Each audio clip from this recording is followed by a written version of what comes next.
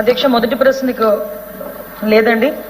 విషయం ఏంటంటే గవర్నమెంట్ వచ్చిన తర్వాత, ఎన్డీఏ గవర్నమెంట్ వచ్చిన తర్వాత గాంజా డ్రగ్స్ మీద ఉక్కుపాదం మోపాలని ఒకే ఒక ఉద్దేశంతో లాస్ట్ గవర్నమెంట్లో ఉన్న తప్పిదాలను సరిచేసుకుంటూ గాంజాకి డ్రగ్స్ బాధితున్న ఈ విద్యార్థులు కానీ యువకులు కానీ ఎవరు బారిన పడకుండా ఉండాలని చెప్పి గౌరవ ముఖ్యమంత్రి గారి ఆదేశాల మేరకు ఈగల్ అని చెప్పి ఒక సపరేట్గా ఒక టాస్క్ ఫోర్స్ని ఏర్పాటు చేసి దానికి విధి విధానాల గురించి కూడా మేము సబ్ కమిటీ కూడా ఏర్పాటు చేసుకుని సబ్ కమిటీలో మంత్రులు 5 మంత్రులతో కూడిన సబ్ కమిటీని కూడా ఏర్పాటు చేసుకోవడం జరిగింది అధ్యక్ష.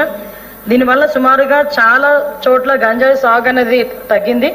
అదేవిధంగా మనకి చూసుకుంటే అధ్యక్ష, ఎన్డీపీఎస్ కేసులు అధ్యక్ష ఇప్పటి వరకు అరెస్ట్ అయిన నిందితులు చూసుకుంటే కంపారిజన్ చూసుకుంటే 1/10/2023 నుంచి 31/5/2024 వరకు 1995 మందిని అరెస్ట్ చేస్తే 1/6/24 నుంచి 31/1/2025 వరకు 2513 మందిని అరెస్ట్ చేయడం జరిగింది అధ్యక్ష.